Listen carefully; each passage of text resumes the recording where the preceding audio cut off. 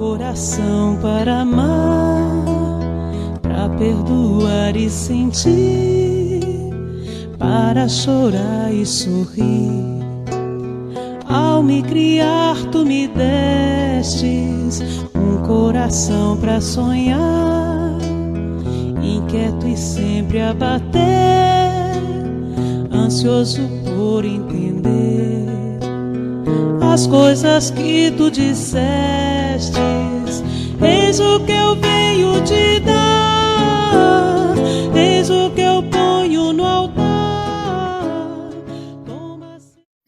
Olá pessoal, para a reflexão de hoje vamos nos utilizar de alguns ensinamentos de Kardec contidos no Evangelho segundo o Espiritismo e no Livro dos Espíritos. E o tema para hoje será o verdadeiro significado, sentido da palavra caridade, assim como Jesus nos ensinou. E para iniciarmos a nossa reflexão, vamos nos utilizar do ensinamento de São Vicente de Paulo, que está nas Instruções dos Espíritos, no capítulo 13. E aí ele nos diz assim, que a chave dos céus, ou seja, a chave que está em nossas mãos para que possamos encontrar a felicidade, é a caridade. Então, que uma recomendação importante, assim como Jesus nos ensinou, devemos amar uns aos outros. Não pode a alma elevar-se a altas regiões espirituais, como nos diz São Vicente, se não for pelo devotamento e pela dedicação ao próximo. E somente através da caridade é que nós vamos conseguir essa elevação. Continua nos recomendando que sejamos bons, que nós possamos amparar os nossos irmãos, deixar de lado o egoísmo, cumprindo assim com o nosso dever, o caminho da felicidade eterna se abrirá diante de nós. E ao final, ele nos coloca um questionamento para que possamos pensar: qual dentre vós ainda não pôde sentir o coração pulsar de íntima alegria diante de uma narrativa, de um ato de dedicação ao próximo, ou de qualquer ato que a gente possa chamar de caridade? Então, todas aquelas pessoas que já se dedicaram ao próximo, que já desempenharam qualquer ato de caridade, já puderam experimentar tamanha a alegria nesses momentos, para que nós possamos, então, relembrar e refletir, como nos sentimos diante dessas situações. E segue São Vicente de Paulo nos dizendo que a caridade é a virtude fundamental, que é através dela que vamos edificar todas as demais virtudes eternas, porque sem ela as demais virtudes não existirão. Sem a caridade, nos diz ele, não há esperar melhor sorte, não há interesse moral que nos guie, pois sem a caridade também não há fé, e sem a fé não é mais do que pura luminosidade que torna brilhante uma alma caridosa. Então, a caridade em todos os planos, âncora da nossa salvação, é por si só a emanação do próprio Criador, é a virtude do Criador que foi dada para todos nós. E que para que nós possamos compreender, então, a caridade material e a caridade moral, a irmã Rosália nos traz como instrução no Evangelho segundo o Espiritismo, também no capítulo 13, e ela se utiliza de um exemplo de sua própria vida para que nós possamos entender um pouquinho sobre a caridade material.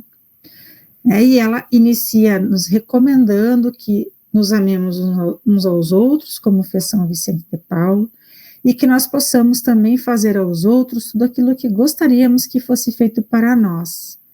Assim, está estabelecida toda a religião e toda a moral, através desses dois preceitos. E se fossem observados no mundo, esses preceitos, todos nós seríamos felizes, porque então não haveria mais ódio, não haveriam mais ressentimentos. E ela disse mais, que não haveria mais pobreza, porque do supérfluo da mesa do rico, e aqui nós podemos compreender do supérfluo da mesa de cada um de nós, muitas pessoas que não possuem o necessário poderiam se alimentar. Assim, então, ela nos dá um exemplo da caridade material. E ela relata dizendo que nos quarteirões sombrios onde habitou, durante a sua última encarnação, pôde observar, verificar mulheres pobres arrastando suas crianças, a quem tudo faltava.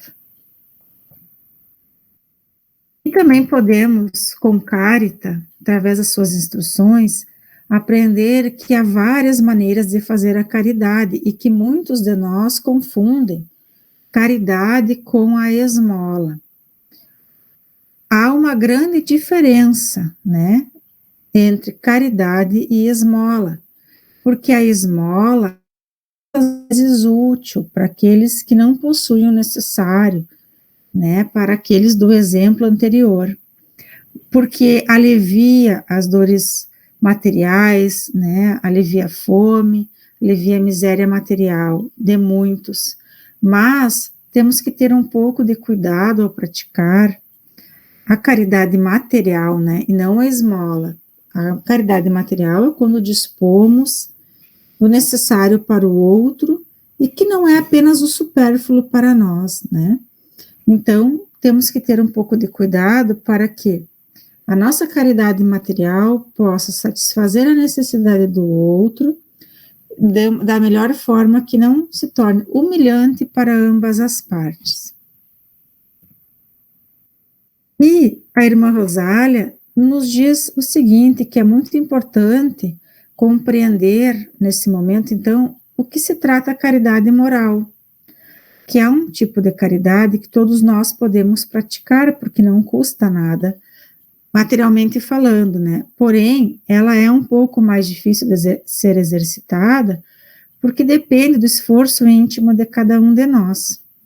Segundo ela, a caridade moral, ela consiste em nós suportarmos uns aos outros, nós compreendermos, né? Nós, então, podemos verificar desde as necessidades mínimas das pessoas, seja através da nossa paciência, seja através de uma palavra amiga. Então, diz ela que grande mérito há no homem que sabe, por exemplo, calar-se, deixando falar o tolo, né? Aquela pessoa que nos fala, às vezes, coisas sem sentidos. Também é um gênero de caridade saber ser surdo, como quando uma palavra zombeteira se escapa da boca de uma pessoa que está acostumada a esse tipo de atitude. Não ver o sorriso de desdém com que nos recebem algumas pessoas, né? Também é uma das formas de caridade que nós podemos muitas vezes suportar. E aí ela nos diz o seguinte, que muitas vezes, erradamente, se supõe acima de nós, quando na vida espírita a única vida real estão, não raro, muito abaixo, essas pessoas que acabam praticando essas atitudes que nos ofendem, mas que nós possamos, então, não retribuir o mal com o mal, para que nós possamos retribuir o mal com o bem, com a paciência, nos doando. Então, esses exemplos são alguns dos exemplos que podemos chamar de caridade moral. Então, constitui merecimento não do ponto de vista da humildade, mas do ponto de vista da caridade. Porquanto não dar atenção ao mau proceder de outras pessoas é caridade moral. E vamos aprender com Jesus, né, através de Kardec, qual é o verdadeiro sentido da palavra caridade como Jesus entendia e nos ensinou. ele nos diz, então, benevolência para com todos, indulgência para com as imperfeições alheias e perdão das ofensas. Kardec complementa nos dizendo que essa caridade que nos ensinou Jesus, ela não se restringe à esmola, ela abrange todas as relações que temos com os nossos semelhantes, sejam eles num patamar evolutivo inferior, seja num patamar semelhante ao nosso, ou seja um patamar superior. E a caridade nos prescreve, então, indulgência, porque primeiro nós precisamos dessa indulgência, e nos proíbe que nós pratiquemos qualquer ato de humilhação às pessoas desafortunadas, contrariamente ao que se costuma fazer. E aí que nos coloca a pensar que quando se apresenta diante de nós uma pessoa rica, comumente chama a atenção de todos. E quando se coloca diante de nós uma pessoa, mas de uma condição materialmente inferior, que a gente não dá muita bola para essa pessoa, né? Mas que o homem verdadeiramente bom, o que ele procura fazer? Elevar aos seus próprios olhos a sua própria condição e posição, aquele que lhe é inferior, para que possa diminuir a distância que o separa.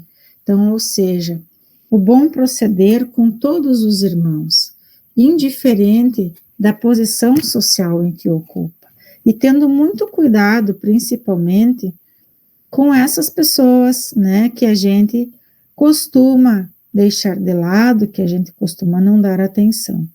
Essas pessoas merecem, na verdade, toda a nossa consideração, como nos orienta Kardec.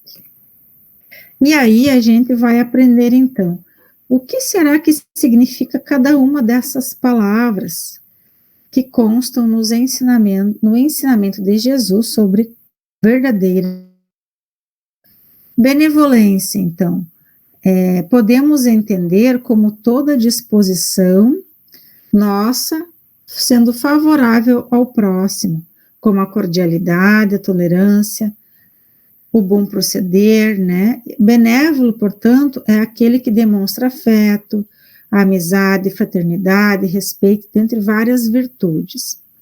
E com Emmanuel, a gente consegue esmiuçar um pouco mais o significado da benevolência. Ele nos ensina que a caridade, ela é sublime em todos os seus aspectos. Então, toda caridade é importante, e principalmente os quais nos revele circunstâncias das mais diversas formas, né? É admirável aquele que distribui o pão, que distribui o agasalho, que distribui o remédio, assim como aquele que socorre, não só o corpo físico, né? Mas também socorre as dores da alma. E ele nos diz do instrutor divino, nosso divino mestre, nas anotações de Lucas, o que significa então a palavra benevolência?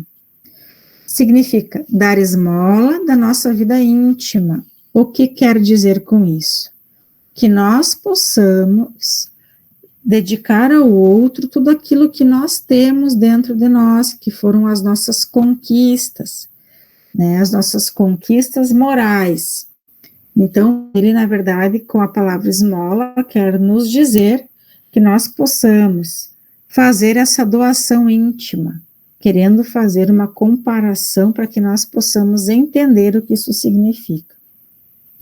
Então, vamos ajudar por nós mesmos, vamos espalhar alegria, o bom ânimo, oportunidade de crescimento e elevação com os nossos semelhantes, vamos aproveitar essas oportunidades, né? Vamos ser dedicados aos nossos irmãos, porque, em verdade, o amor que se irradia em bênçãos de felicidade e trabalho, paz e confiança, é sempre a dádiva maior de todas, e são dádivas envolvidas nessas atitudes. O que, então, significa a palavra indulgência? Podemos compreender como o significado entendimento, né, compreensão, quando nos colocamos no lugar do outro, para que nós possamos compreender as suas ações, os seus deslizes, as suas imperfeições. Essa atitude de indulgência, ela não prescreve que nós sejamos coniventes com os erros dos outros, mas que a gente possa auxiliá-los a se corrigir, né? Uma proposta bem ousada, mas plenamente possível. E com Emmanuel, nós podemos então refletir o que ele nos diz. Sejamos então compreensivos para com os ignorantes, vigilantes para com os transviados na maldade e nas trevas, pacientes para com os enfermiços, né? E aqui não são só as enfermidades do corpo, mas também as enfermidades da alma. Sejamos também muito serenos para com os irritados. Aqui, então, que nós possamos dar a outra face, que nós possamos dedicar de nós todo bem diante das adversidades do mal, desequilíbrio, né, que o nosso irmão esteja oferecendo ou precisando. E, sobretudo, que nós possamos manifestar a nossa bondade para com todos aqueles que o Mestre nos confiou para os ensinamentos de cada dia.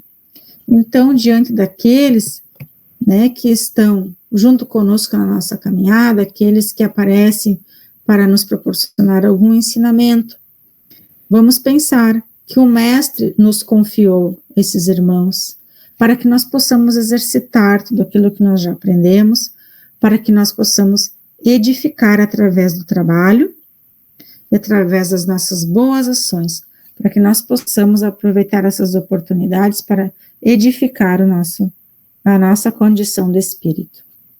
Por fim, busquemos o amor fraterno, espontâneo, ardente e puro, a caridade celeste, que é aquela que a gente almeja praticar, não somente espalha benefícios, não é somente nisso que nós devemos pensar, mas ela irradia a divina luz. E não das ofensas, então nós podemos compreender, né, que ele se constitui no dissolvente do mal, na base da saúde emocional, fator de proteção espiritual e equilíbrio do ser humano. Então, a importância da ação no nosso dia a dia perante os nossos irmãos, quantas enfermidades físicas podem estar sendo provocadas pelas ofensas. Então, Emmanuel nos faz refletir é o seguinte, que o autor, o causador das injúrias, ele acaba invocando o mal para si próprio.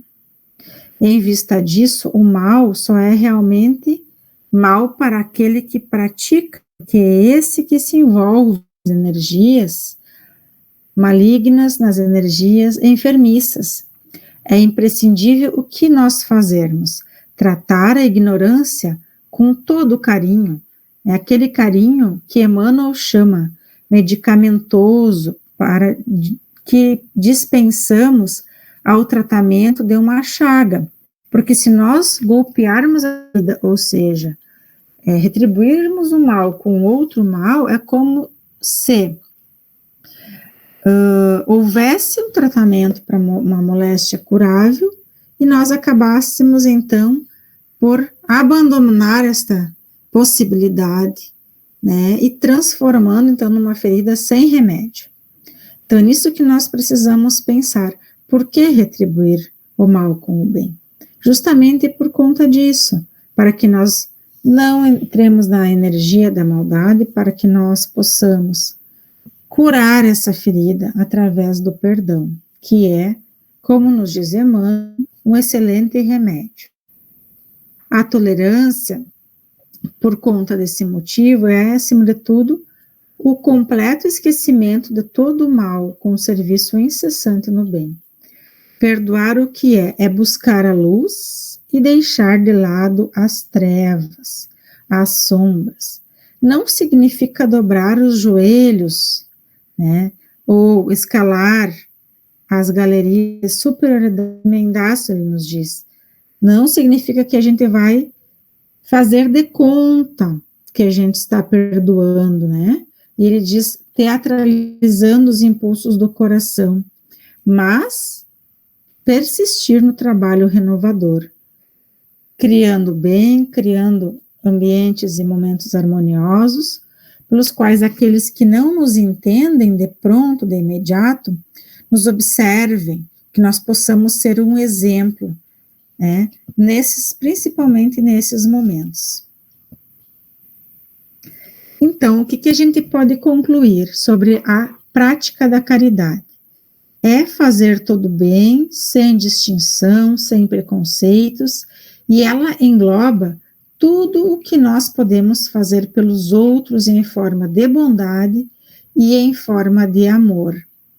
Vai muitas vezes, né, nos exemplos aqui da caridade material, que é o ato de socorrer a fome dos nossos irmãos, agasalhar aqueles desabrigados, aqueles que têm, né, uma condição, não possuem roupas, não possuem abrigo, e outros gestos que a gente possa imaginar, gestos materiais, e passa também pelo nosso esclarecimento intelectual e espiritual. De elevado pode ser libertador e se completa com a renúncia de nós mesmos em favor do próximo, que seria a prática, então, da caridade moral através da indulgência, da benevolência, do perdão das ofensas, né, da prática de todas as virtudes que a gente já conseguiu despertar e lapidar.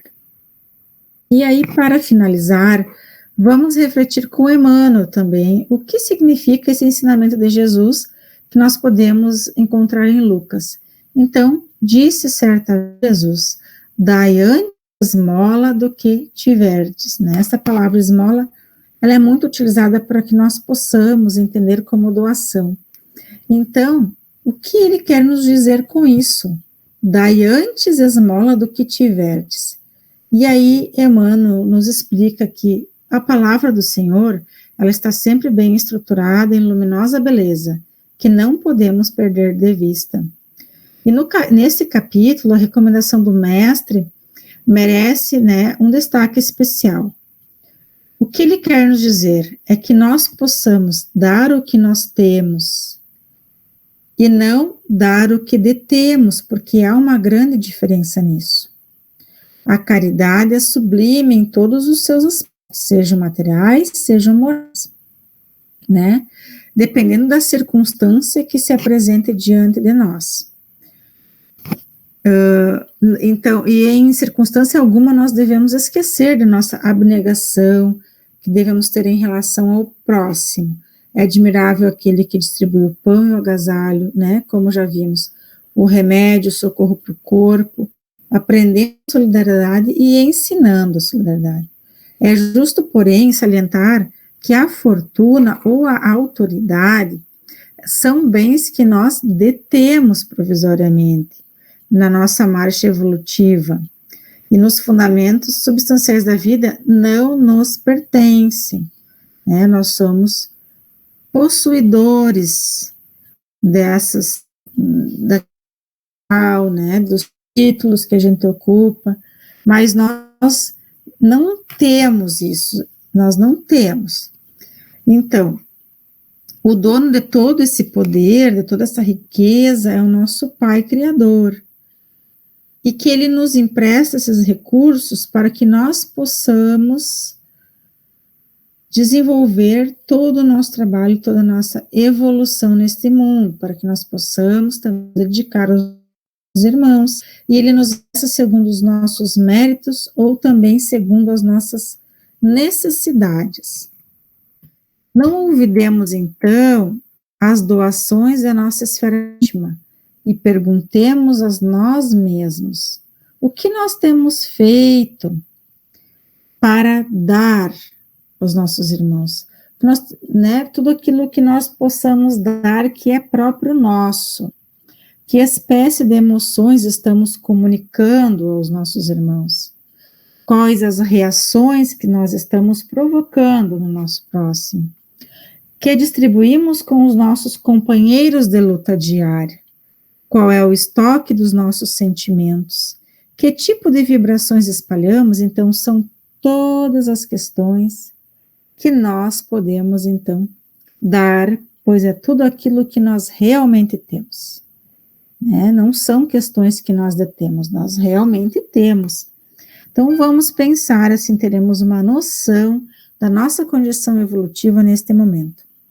E para difundir a bondade, ninguém precisa cultivar aquele riso estridente, aquele sorriso que é apenas dos lábios, mas para não darmos pedras de indiferença aos corações famintos de pão, de fraternidade, é indispensável amealhar em nosso espírito as reservas de boa compreensão, emitindo o tesouro da amizade e entendimento que o nosso mestre nos confiou, em serviço ao bem de todos aqueles que nos rodeiam.